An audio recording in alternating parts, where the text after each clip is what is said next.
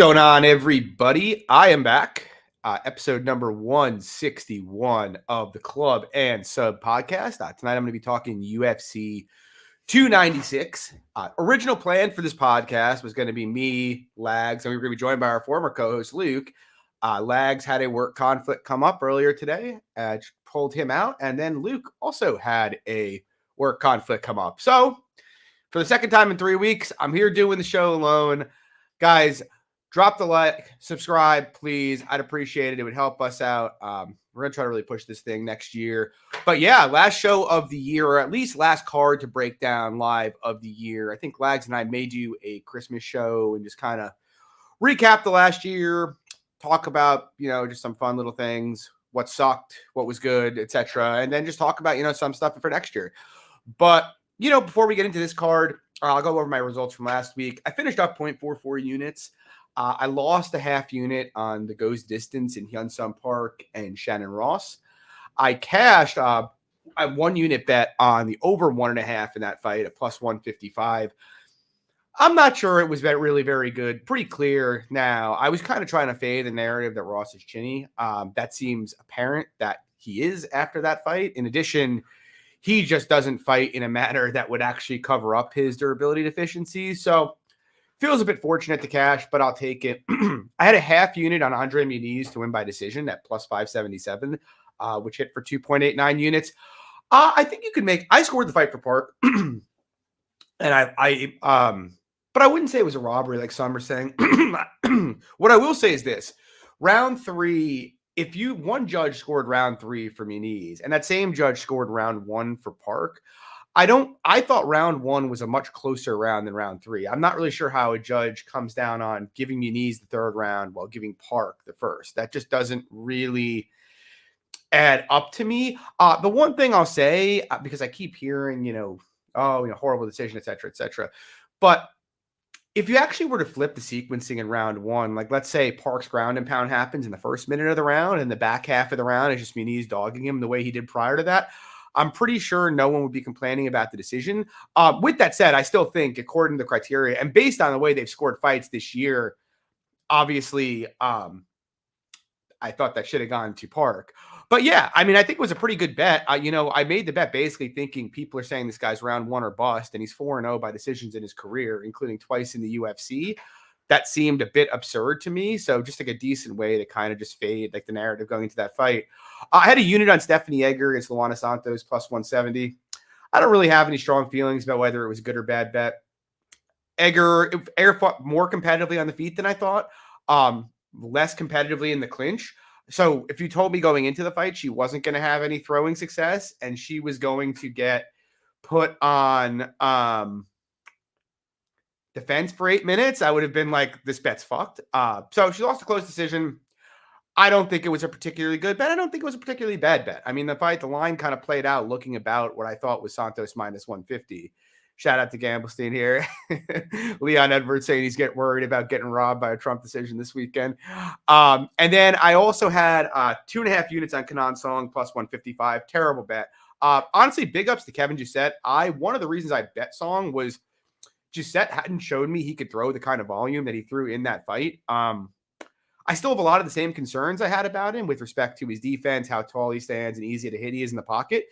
But honestly, if you want to beat that guy, you're going to have to go first and you're going to have to bite the mouthpiece and get down in there. Like landing 122 significant strikes in 15 minutes is pretty impressive to me.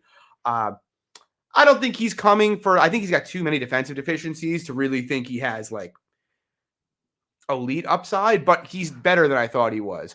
I had 2 units to win 2 units on Tim Elliott at minus 124. I should have been bigger on it. If it wasn't short notice and Tim wasn't 36, I would have been. Sumidaraji is just a legitimate like white belt level grappler. I mentioned last week, in 5 years, he'd shown 0 improvements in the grappling, and that bore out to be true. Nothing surprising there. Elliott was the best grappler Madaraji had fought by miles. So yeah. And then I had 2 units on Anthony Smith plus 205.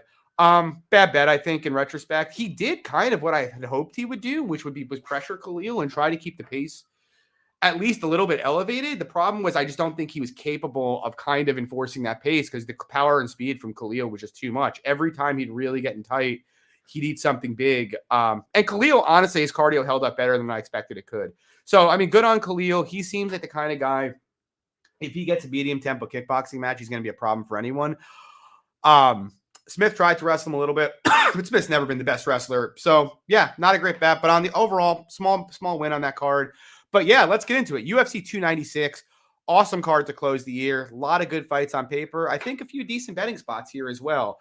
First fight of the night, we got Randy Brown taking on Muslim Salikhov. Current price on Brown, minus 260. Comeback on Salikhov, plus 220. I think the price is fine, honestly. I was thinking of betting Brown at minus 190, and then it just got steamed, and I missed it. I understand some takes for, Salikhov underdog play here. Obviously, Randy Brown tends to not have the best margins ever, and he does some sketchy things off his back, like play guard. He does, we've seen him slow in fights before. But ultimately, look, I think Salikhov's a decent fighter. He's a good striker. He's obviously got a lot of power. But he's old. He's 40 years old. He's got terrible cardio. He's giving away a ton of reach and height here to Brown. Salikhov, he's only holding a 70-inch reach compared to Brown's 79-inch reach, giving away 4 inches in height.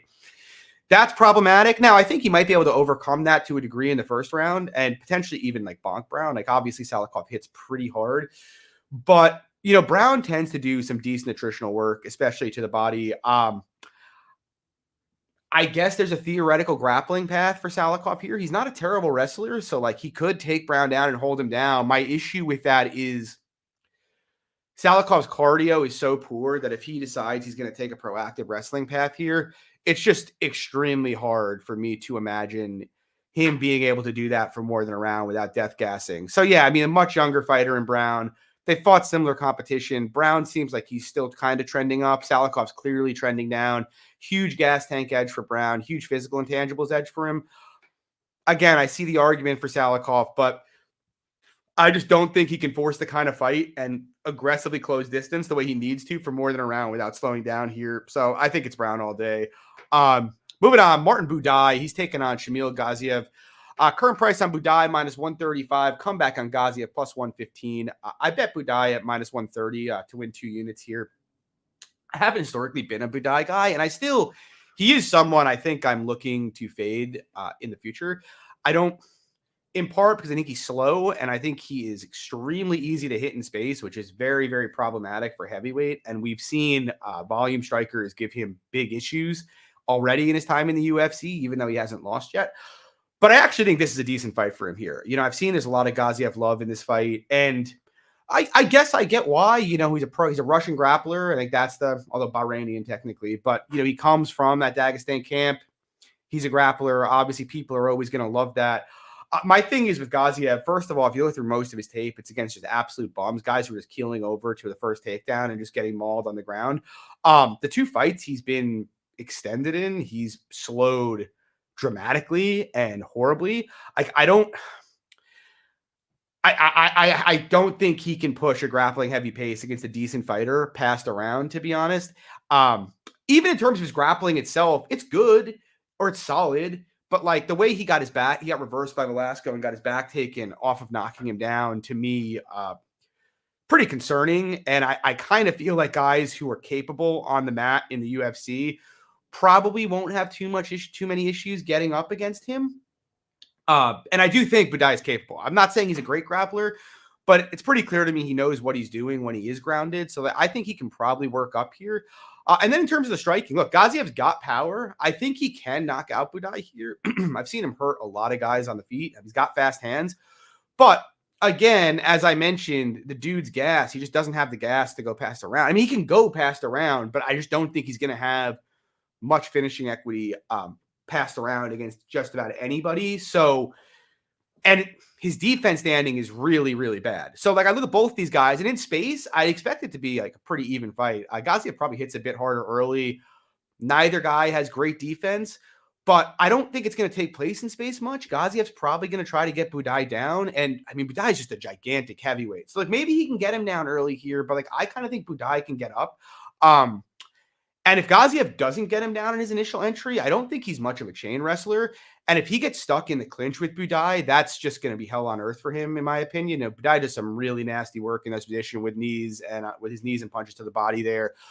Very good at turning that position in the clinch. And like I said, he's a huge, huge heavyweight. The guy cuts down from like 285. So I think Gaziev has got to get him down early and consolidate. And I'm pretty skeptical he can do that.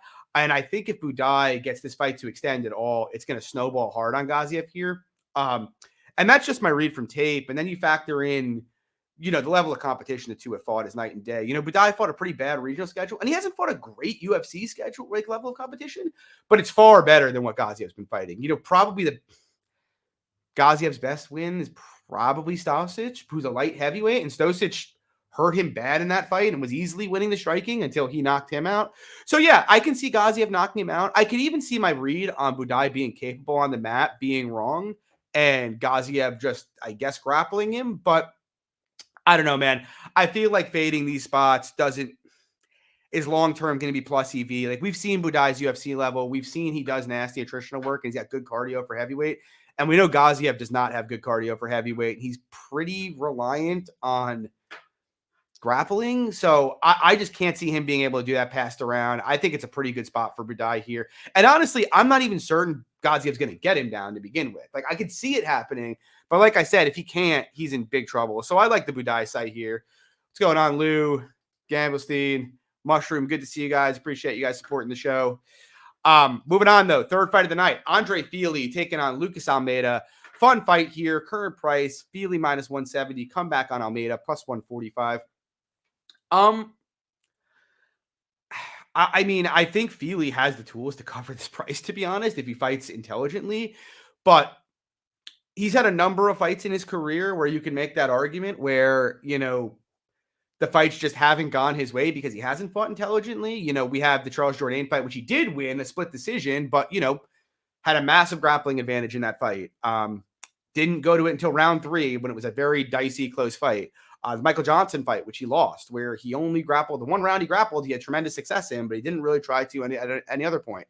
And he's got a tremendous grappling advantage here. I don't think Almeida's wrestling is any good at all. I don't think his jiu-jitsu is any good at all. I think Fely probably, if he takes the path of least resistance, can put him on the mat easily and hold him there. Fely, very good wrestler. Okay jiu-jitsu, nothing special, but I think more than enough to kind of consolidate position against Almeida. But will he fight intelligent? We've seen him not do it before. Even if you look at it on the feet, I think Fely has the tools to kind of handle Almeida there too. When he wants to be, Fely can be quite crafty. He's got decent footwork, good jab. He can work an okay counter game from time to time. My concern is Fely likes to bite the mouthpiece. We've seen it many, many times in his career where he's okay with just biting down and exchanging. And that's the kind of fight Lucas Almeida can win. This guy throws high volume. He hits very, very hard. And if you're going to get into a war with this dude in the pocket, he's got the power to hurt you and put you out. And I worry very much that Fely's going to do that. We saw him do it in his last fight with Nathaniel Wood. We saw him do it with Joe Anderson Brito and get knocked out.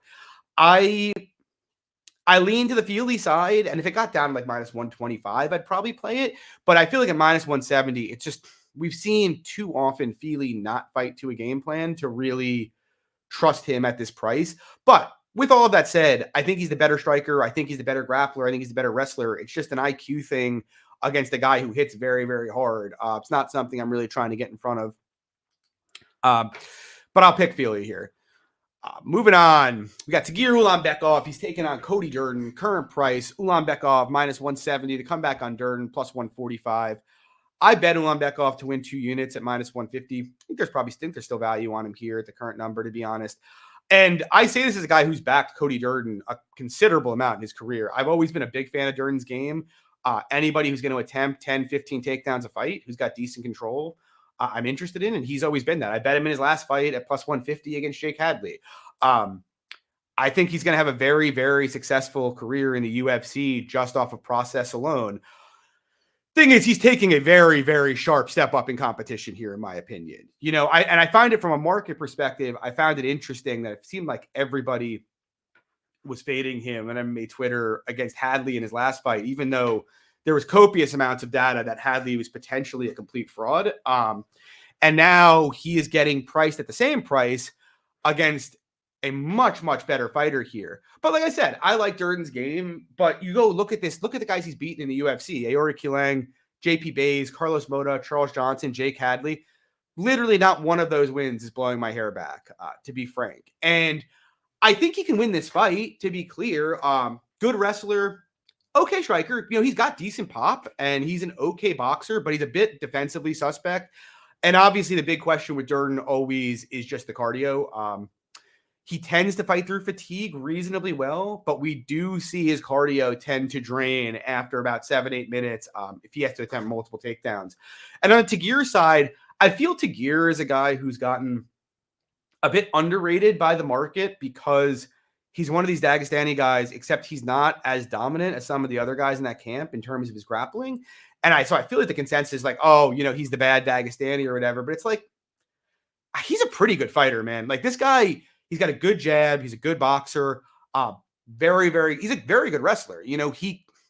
He isn't as dominant control-wise as some of those other guys, but he's got very good jiu-jitsu. And where he really, really excels is in counter grappling. He doesn't have the best takedown defense ever. And I think Durden is going to be able to get takedowns here. But he has truly elite get-up games and elite counter wrestling. And I think that's something that could cause Durden a lot of problems here. Because I think, for one, on the feet, I think Durden can be competitive in spots, but I like the output of Ulanbekov a lot more than Durden's. And I think his shots are a bit straighter and a bit crisper than Durden's on the feet. Power could favor Durden here, so that's something to keep in mind. But I think what really is going to separate in this fight is, in the grappling. Like Durden, I think, is going to probably be the one leading the dance there and going for takedowns. But I don't really think that Durden can control him. And I think what's more likely to happen is him working back up like we saw against like Tim Elliott and Bruno Silva, and him reversing positions and then having Durden pressed up against the cage in the clinch. I'm expecting the fight to be fought at a pretty exhausting pace here. And I trust the cardio of Ulanbekov's a lot more. I actually think if either of them, Durden's got good jiu-jitsu, but I actually think if either of them is to get to like a really dominant jiu-jitsu position, it's almost certainly going to be Ulanbekov. We've seen Tagir, he out-grappled on Nascimento. That's not an easy thing to do, and he's a much more dangerous grappler than anybody Durden's had to deal with. So yeah, ultimately I lean to the Ulanbekov side. I just look at it, it's like Tagir, he's only had 4 UFC fights, but like Bruno Silva was his first fight in the UFC, and Bruno Silva is way better than like any of the guys Cody Durden's beating. Really, really good striker, a lot of power, dangerous low kicks, and Tagir struck very, very evenly with him. Nascimento, probably one of the best talents in the division. Tagir out-grappled him for 15 minutes. Obviously, he dominated Nate Monis, and he lost a very, very close decision to Tim Elliott.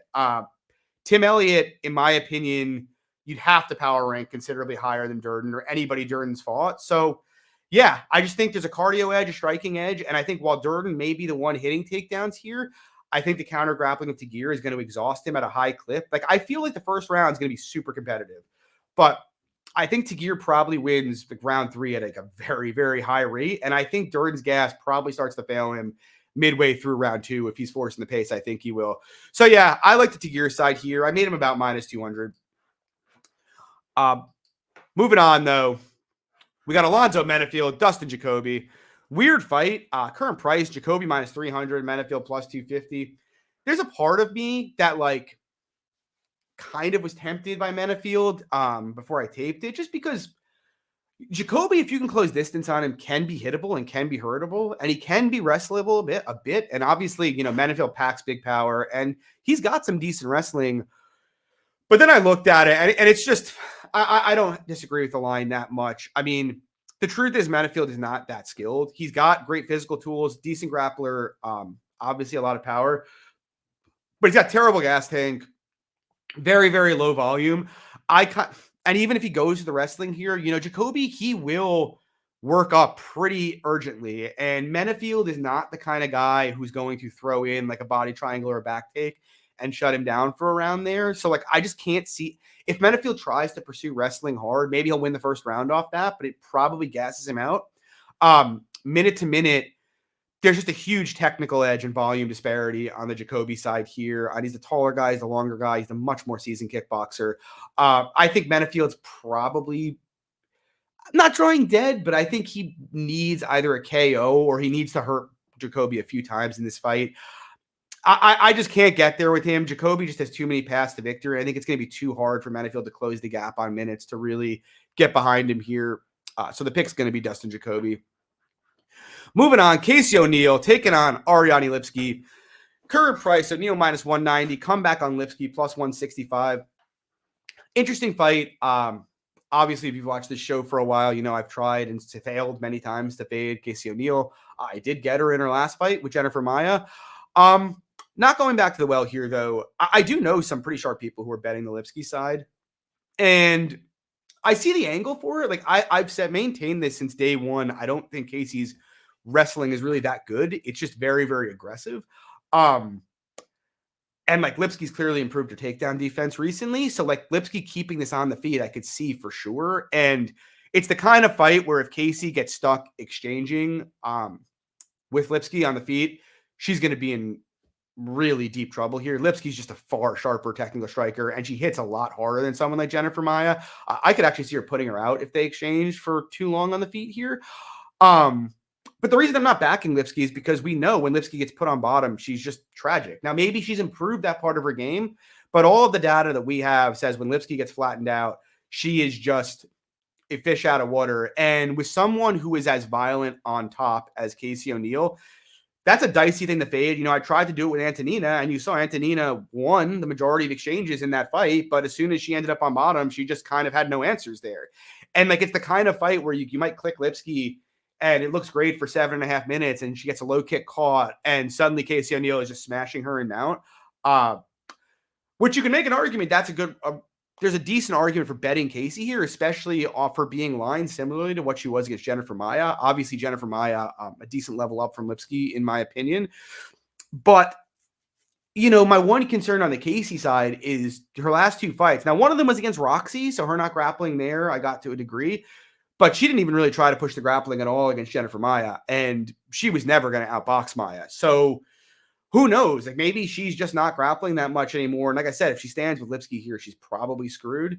But either way, I mean, the path for O'Neill, both in terms of her cardio, which I think is considerably better, and just the upside, if she comes out the way she did in her first 3 UFC fights, and she attempts 15 takedowns, the odds are she's going to get 1, right? Or 2. And if she gets 1, that could be the fight. So I can't back Lipsky here. Honestly, if anything, the one spot I think is kind of interesting, and I am considering, is betting the under here. You know, the under's plus 170, and I do think there's a lot of finishing upside on the O'Neill side. But like I said, and I've touched on this in the past, you know, no one really knows this, but in her first 2 amateur fights, she got knocked out stiff, Casey O'Neill. So I don't think she's immune to being hurt and finished. And I could see, if she does decide to strike, or if she can't get takedowns, I could see Lipsky hurting her bad and eventually finding a finish here. So I think that's a pretty interesting way to look at this fight. Moving on, Cody Garbrandt taking on Brian Boom Kelleher. Current price, Cody minus 190, Kelleher plus 165. Hard to really feel passionate here. You know, my instinct was to bet Boom initially, just because obviously, you know, Garbrandt is so prone to slipping on banana peels or getting hurt, or just, you know, fighting negatively and not throwing strikes, that it's very, very easy to see Boom as a live dog. And I do think he's a live dog here. On second thought after tape, though, I mean, there's a couple concerns for me. Look, I think Boom can bring it to him, potentially win minutes, potentially knock him out here, obviously, given Cody's chin. But, you know, first of all, Boom's very old. He's 37 years old. He's coming off a major neck surgery that's kept him out for a while. And he's fighting a younger fighter who is much faster hands than he does. Historically, you know, Kelleher, despite being a very aggressive fighter, he's never been the best minute winner in any department, except when he's fighting a very low level of competition. You know, most guys who are decent strikers are usually able to outstrike him pretty thoroughly. You know, we saw Kevin Kroom outstriking him pretty thoroughly. Ricky Simone looked like a world-class striker fighting Boom. So, I mean, Cody outstriking him, or just being able to kind of move laterally and just avoid most of what Boom is throwing at him, is kind of what I think happens on the feet here. Obviously, Boom has the ability to hurt Cody and put him out, but I mean, Cody's still got a ton of power in his hand. So like, Cody knocking Boom out isn't surprising. And the thing that ultimately was the deal breaker for me is, like, in recent years, we've seen Cody push his wrestling a bit more, and Kelleher's defensive wrestling just seems non-existent these days. Like, I don't think Cody's the best control grappler in the world, but it also seems like Kelleher isn't even really struggling that hard to get up anymore. And so if Cody decides to take that path, it's just very, very easy for me to see him, being able to dictate where this takes place. Even despite his chin, I sort of think he has more finishing upside, just given Boom's age and the injury concerns.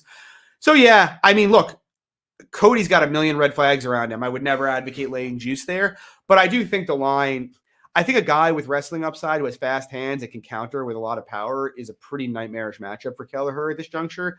I think the chin of Cody offsets some of those concerns, but not enough for me to be interested in a bet. I'd pick Garbrandt, probably by decision. Moving on, we got Irene Aldana. She's taken on Karol Rosa. Current price, Aldana minus 185. Come back on Rosa plus 160. I'm moderately interested in a Rosa bet. I haven't made it yet, and I haven't 100% decided yet. And the reason is I get concerned trying to fade someone like Aldana, like off a fight like the Nunes fight. Obviously, she got dumpstered there, but it's like, you look at the women beating Aldana, it's like Amanda Nunes, Holly Holm, Raquel Pennington, Caitlin Chikagian, just like a different level than the women that Karol Rosa is fighting. So that's always something that scares me, because like naturally you should expect Aldana's game to naturally progress, or you can project her to do a lot better against someone like Rosa than the women that are beating her. So that's always something scary for me, especially with Rosa coming off of close to say like a majority decision with Lena Landsberg, a split decision with Yana Santos. Like, that's pretty concerning from a market standpoint. At the same time, though, with Aldana, I think about it. I mean, when has she ever looked near minus 200 in her career? It's just not really something that happens with her. Aldana, she'll throw decent volume herself, but she doesn't do a good job limiting volume. She gets hit a lot. I mean, you go back through every decision she's been at. The only dominant decision she's won was against Vanessa Melo. But then, I mean, the Ketlin Vieira fight, Vieira was easily beating her until she knocked her out cold. Obviously, Holm dominated her. Santos fight, she KO'd her. But then the Chiasson fight 2 fights ago, Maisie Chiasson was absolutely ragdolling her. And then she hit that mean liver kick. And even if you want to go further back than that, she went to split decisions with Betch Kahea and Lucy Pudilova. So it's like, Aldana, yeah, she'll push a bit of a pace, but she doesn't limit volume at all. She doesn't have much grappling upside herself.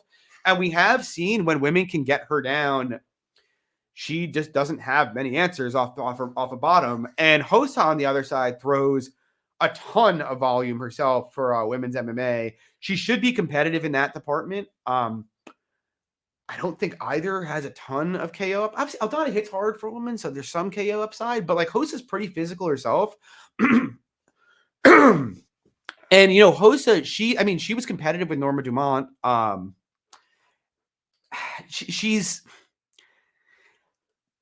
am not a huge Karol Rosa fan, but someone who's going to throw as many strikes as she does against Aldana is probably going to keep things competitive. We know Rosa will attempt takedowns herself, and it's the kind of thing where it's like one takedown, her price is basically covered already.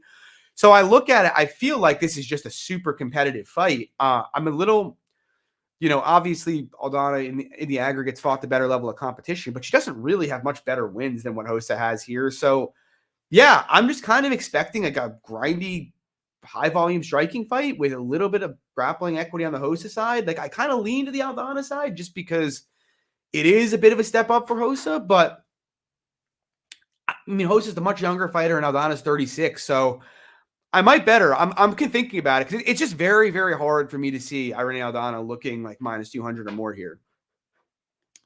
Moving on, we got Bryce Mitchell. He's taking on Josh Emmett. Current price, Bryce Mitchell minus 230. Come back on Emmett plus 195. I bet Mitchell at minus 150. I don't really think there's any value at the current price, to be honest. I think the line's about right. I have seen some okay takes for Emmett. The thing is, I think there's a lot of takes that Emmett's like a good defensive wrestler based on, the fact that he comes from a wrestling background and obviously early in his career would wrestle a fair amount. I just didn't really find a lot of evidence for that in the tape. If anything, it looks like his hips aren't that great, especially at this juncture in his career. I just think he's a fairly easy guy to take down. I think one of the things that would have concerned me a year or two ago with a fight like this on the Mitchell side was Emmett used to have really, really fast hands, and his counters were denied a lot of people from ever engaging with him. But I felt like he looked a lot slower in his last two fights, especially in the Topuria fight. And look, I give Topuria credit for, beating him up on the feet the way he did. But it seemed like early in that fight, Topuria kind of felt him out and then realized like a round in that that Emmett couldn't, that Emmett was just very easy to read and very predictable. And then he just started going off on him. And you take a guy like Bryce Mitchell, and look, if Bryce Mitchell bites down in the pocket with anybody, he's going to be in trouble. But I do think Mitchell's striking, or his approach to striking, is a bit underrated. And by that, I mean, you don't really see Mitchell get involved in pocket exchanges. He does a pretty good job picking his shots, mostly sticking to kicks, and just timing good entries. You rarely see him get caught for extended periods of time in the pocket. And I think he should be able to do that here, especially because Emmett's striking is so reactionary to his opponents. And given that he's slowing down, I don't really think it's going to be that hard for Mitchell to draw counters out of him and then get in on his hips. And once he gets there, I expect him to get to dominant positions pretty quickly. I think Ige is a more capable scrambler than Josh Emmett is, and he's certainly a better submission grappler. And you saw how Mitchell ran through him on the mat. Look, I'm not going to be shocked if Emmett knocks him out. He's got huge power. Obviously, Emmett's a longtime veteran who's fought and beaten a lot of really good guys. But I do think it's pretty clear that Emmett is not the guy that he once was. He's 39 years old or 38 years old in a division where guys don't usually last that long, just because when speed and athleticism starts to go in this division, it tends to snowball very fast. Mitchell's still getting better. He may be a Looney Tune, but the guy's got a great process. He was a guy faded early in his career, but he does a great job of minimizing exchanges. He's got great control when he's on top of you, and he knows exactly where his bread is buttered. I think minus 230 to minus 250 Mitchell is fine. I think he wins probably by sub. Moving on. Great fight here. Vicente Luque, Ian Machado Garry.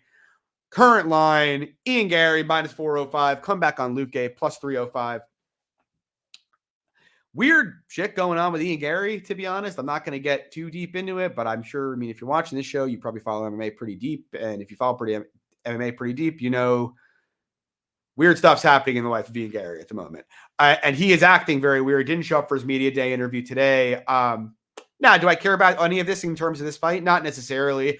It's another fight that pre-tape, I was pretty sure I would bet Luque.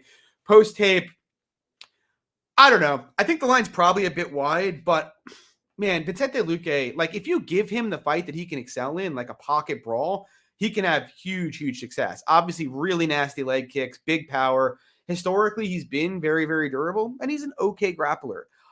But any guy that's played on the outside and actually used footwork and technique and counters against Luque has pretty much dunked on him. You see that all the way back to his fight with Wonderboy Thompson. And I don't think any part of Luque's game has changed in that respect. And I feel like Ian Garry has all the tools to do that to Luque here. Ian Garry knows what he's good at. He's not going to sit there, stand in front of Garry and stand in front of Luque and trade with him. He's going to be backpedaling and fighting laterally and walking Luque onto counters all night. Obviously, Luque could knock him out. The guy hits very, very hard. He's going to come forward in this fight. But Ian Garry's style, I think, inherently is poison for Luque. Just someone who is going to, use your own aggression against you. Those are the kind of guys who have historically just punished Luque. In the grappling, we just saw Luque out-grapple RDA, so maybe he can have some grappling success here. That's possible. But it's hard. Luque's never pushed a proactive grappling pace in his career until his last fight. So do I think he's going to do it here? Maybe. But Ian Garry, I don't think he's a horrible grappler from what we've seen. So it's hard to really count on. And I also think Luque is pretty clearly, I don't want to say deteriorating, but it does seem like he's having less and less success recently as the damage piles up. The Jeff Neal fight, really ugly look. Even in that RDA fight, RDA was mostly winning the stand-up. And at this juncture of his career, that is not RDA's game at all. So seeing that, I feel like Garry should be able to just kind of beat up Luque pretty easily here. Again, the question is how likely is Luque to KO him? We saw Kenan Song hurt Garry, so he is mortal. He can be killed. It's just hard to know what number to put on that. And it's gambling stats. Everybody seems to be on the Luque side. I want to get there. It's just like, I feel like if I'm betting Luque, I'm literally just betting that he's going to knock Garry out. It's extremely difficult for me to see him winning a decision here. A lot of people hate Garry because of, how much he runs his mouth and all this stupid ass shit he says. And I get it. I mean, I don't love him, but he's a really good prospect and he's a really good striker. And I think he inherently just poses issues for Luque here. If anything, I would look to the over, I think. But even that, I think he's going to land flush on Luque a lot. I'm going with Garry here, probably passing on the fight. Moving on, Tony Ferguson, Paddy Pimblett. Current line on Pimblett, minus 320. Comeback on Ferguson, plus 260. It's another one. Thought I'd be on the dog here early in the week. I can't get there with Tony Ferguson. I mean, the guy is absolutely fucking shot to bits. He performed okay for 3 minutes against Bobby Green, but his cardio is not what it once was. He's very, very slow these days. You can just see he's very herky-jerky, very wooden. He's very easy to hit. His takedown defense, which was never his forte, has gotten worse. It seems like the threat of his jiu-jitsu off his back has disappeared. He's just easy to get down and hold down. Getting subbed by Bobby Green. I love Bobby Green, but that's not ever his game. It was kind of an ugly look. And look, at the end of the day, this guy's lost 7 fights in a row. He's washed. There's no doubt about it. I am not a Paddy fan. My biggest bet of the year last year was Jared Gordon. Had 4 units on his money line at plus 200 and a unit on his decision line. That was Max Payne. I think Paddy is hugely fraudulent. But at the same time, I think Jared Gordon would smash Tony Ferguson at this point in his career. Whatever you want to say about Paddy, obviously his skills don't meet the hype. I think any reasonable person would agree with that. But he's 28 years old. He's now been off for over a year. I would say it's pretty clear. I would say it's pretty clear that he's probably getting better. I think it's very clear that his tape in the UFC is certainly better than his tape in Cage Warriors. Well, look, I mean, I would make peak Tony Ferguson a big favorite over Paddy Pimblett. No doubt about it. But I mean, Tony Ferguson doesn't even look like a B-level fighter anymore. The best argument is what Gamblestein just posted in the chat here that, it's the biggest step down Tony Ferguson's had in years. And that is absolutely true. So, I mean, if he wins because of that, am I shocked? No. I just haven't seen any kind of angle that shows me that Tony Ferguson is really being competitive with anybody. And I see some stuff to suggest Paddy's getting better. At this point, Paddy's almost certainly the better hitter. He's almost certainly more durable. And if Paddy wants this fight on the mat, even though I don't think he's a great wrestler, I think he can probably get it there pretty easily. And I think he can probably control and or submit Ferguson there. So I'm not advocating for betting Paddy minus 320 at all. I just don't think that makes much sense. But if anything, I would bet Tony just on that step down in competition, the experience edge that he has. But I just feel like we've crossed the Rubicon here. The guy's 39 years old. He's taking more and more damage. He didn't used to get finished. Now he's been finished in 4 of his last 6 fights. It's just hard to get there with him. I think Paddy handles him, probably submits him. Moving on, Shavkat Rakhmonov. He's taking on Stephen Wonderboy Thompson. Another old versus young type fight here, which is the one thing really holding me back from betting Thompson, to be honest. Obviously, we all know the drill with Thompson. If he gets put on bottom, he's kind of fucked. There's just nothing there. Bilal mauled him there. Gilbert Burns was able to control him pretty easy on top as well. And I think that's the line. I think that's basically the broad assumption that the line is making here, that Shavkat gets on top of him and mauls him. And I'm not surprised if it happens. The one thing I'll say is Shavkat's takedowns tend to be very, very upper body oriented. And to really get inside and get those takedowns, first of all, you have to be able to crush distance and crush it very effectively. And Wonderboy, especially in a big cage, which this will be in, is very, very good at skirting the outside and not letting guys corner him in. So I think it's going to be tough for Shavkat to get into those positions to begin with. Secondly, even in those positions, there's generally tend to be much easier takedowns to defend. Obviously Wonderboy struggled a lot when guys get to his hips. They pretty much always get him down, but he's generally held his own in the clinch for most of his career. Now, maybe does he not here? Can Shavkat just physically overpower him? It's definitely possible. And I'm not shocked if he can overpower him and maul him. But like I said, I think it's going to be a bit hard for him to close distance on Wonderboy here, which is going to need to get those kind of takedowns. And the striking, I mean, Thompson's 40. He's obviously not the guy he once was, like, no doubt about it. But he's still a very, very good striker. And I have a feeling he's going to be able to punish some of Shavkat's aggression on the counter.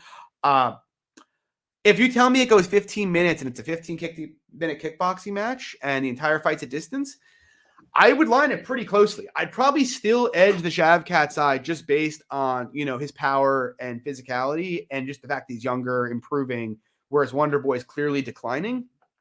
But I think it's an interesting fight because I don't think he is a lock to get takedowns here. And on the feet, I think he can knock Wonder Boy out because he's always had durability issues. And again, he's just getting older and slower. But he's certainly the more technical kickboxer by a wide, wide margin. And so I'm considering playing Wonder Boy very, very small. I mean, plus 485 just seems it seems to imply a certainty that Shavkat's definitely getting him down whenever he wants. And I just can't get to that level of certainty myself. And if you tell me there's even a 50% chance that Wonder Boy can keep this standing for 2 rounds, then the line is horribly off. So yeah, I might bet Thompson. Haven't fully decided yet. Again, I'm trying to stay off these older guys fighting these young lions. I feel like it almost never goes well. But I do think, I think there are some areas that Wonder Boy could cause him issues. But yeah, I mean, the pick Shavkat, gut feeling is he probably gets him down and subs him at some point. Moving on, though, co-main event of the evening, Alejandro Pantoja defending his title for the first time against Brandon Royval. Pantoja, current line, minus 190, comeback on Royval, plus 160. Obviously, this is a rematch of a fight that happened 2 years ago. Pantoja submitted Royval by second-round rear naked choke. I like Pantoja quite a bit here. I bet him to win 2 units at minus 170.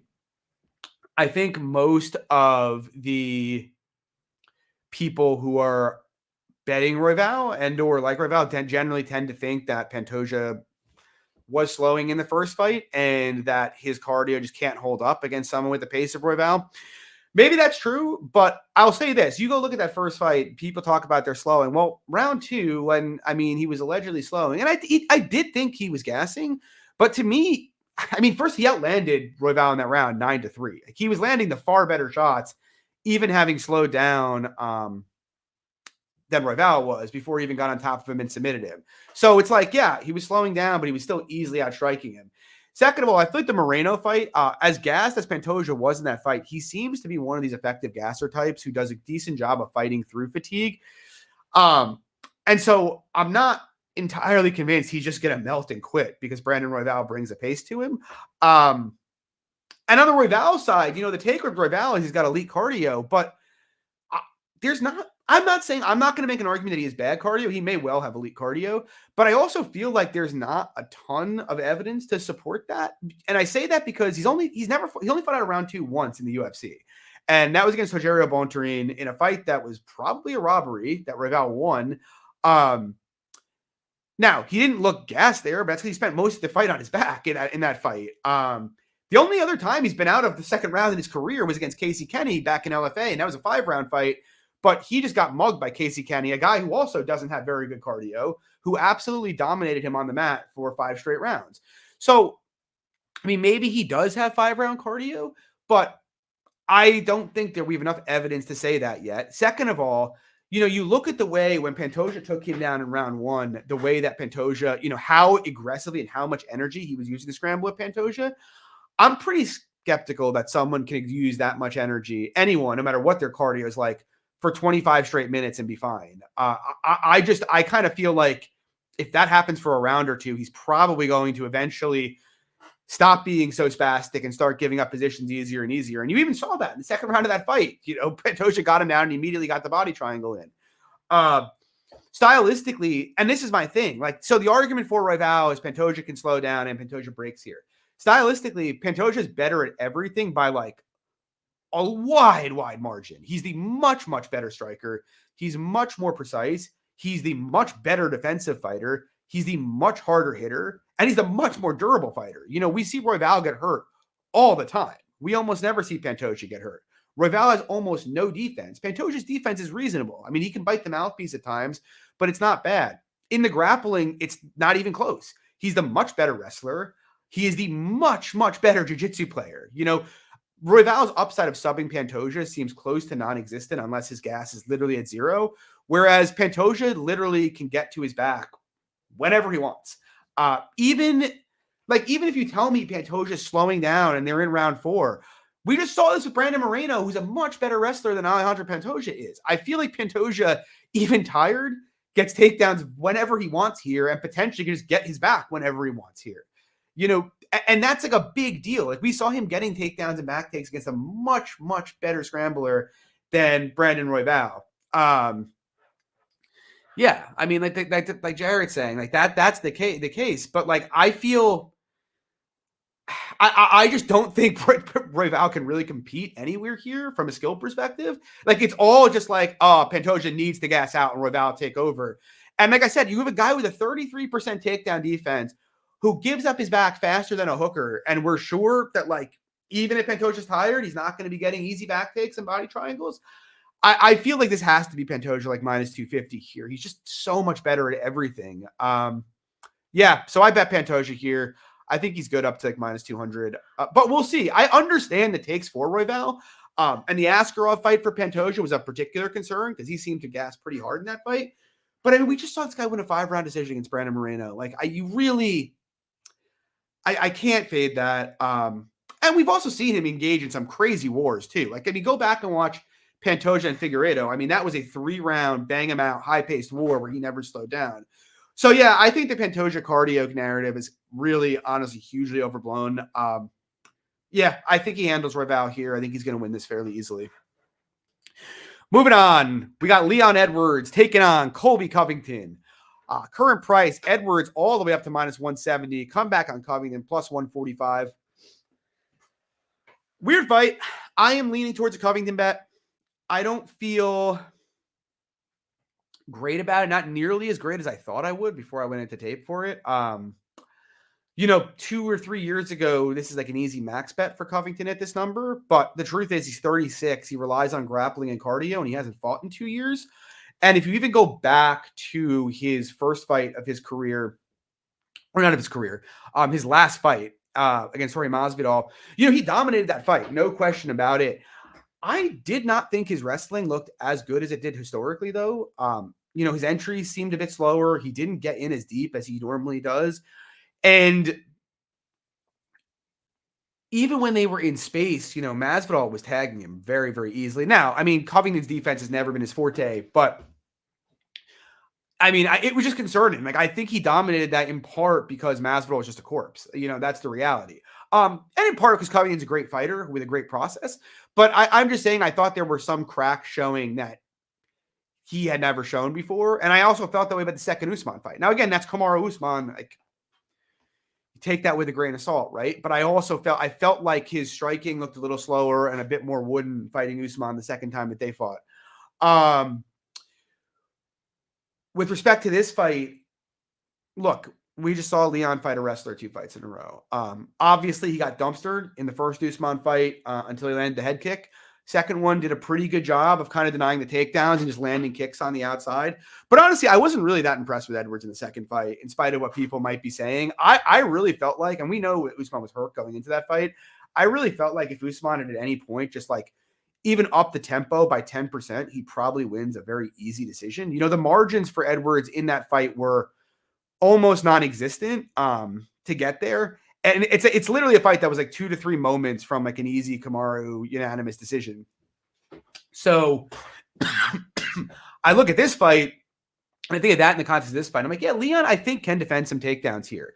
I will say, I think Covington's probably the worst grappler than Usman, but I think he kind of has better takedowns on the inside. They're just more traditional and harder to defend. But I think Leon can defend some takedowns, and I think he can have some clinch success in this fight. But I feel like there's a big cardio advantage for Covington in this fight, like a big, big cardio advantage. And if he comes out and kind of brings the kind of fight that he brought to like Robbie Lawler and he brought to RDA, I don't really think Leon can hold up under that. We've seen him slow under pace before. We saw it against Kamaru. We saw it earlier in his career.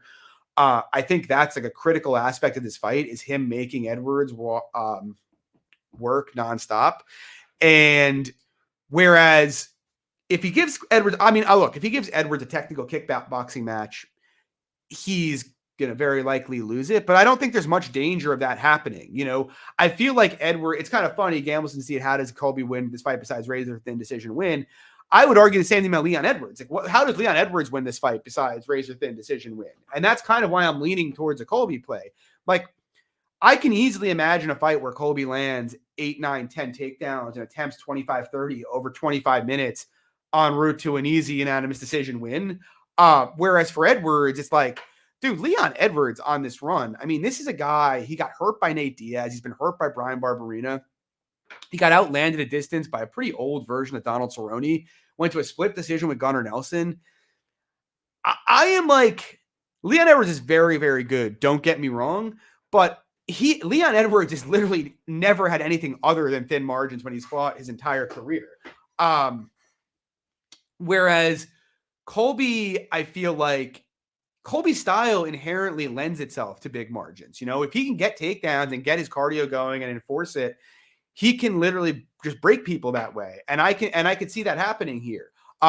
Look, the big question at the end of the day is Covington still going to be the same guy at 36 after 2 years away? And I don't really know what the story of that is. It adds a layer of variance that we just really can't be sure about here. But I've seen Covington push a much, much harder work rate than I've ever seen Edwards push. I have seen him land a volume of takedowns that I've never seen Edwards land. I've seen Edwards gas out horribly, which I've never really seen happen to Covington. So like, you could convince me Edwards can stuff all the takedowns, keep this on the feet, and like beat Covington on narrow margins. But I mean, when I'm thinking about it, I feel like Edwards' upside here is minus 150 to minus 200, whereas like it's not hard to imagine Colby looking minus 400 or this looking like, Colby's fight with RDA. I feel like people don't like Colby because of the Trump stuff, and no one wants to look at the fact that this is a guy who attempted 500 strikes in a fight once. He's landed 10 takedowns multiple times in his career. He went 5 hard rounds twice with Kamaru Usman. Colby is as elite as it gets. So we'll see. I'm nervous. Colby's getting old and he's kind of falling off, and Leon's clinch work and ability to defend takedowns will take the day here. But I mean, man, Leon Edwards defends takedowns at 69% for his career. He got taken down 9 times across his last 2 fights.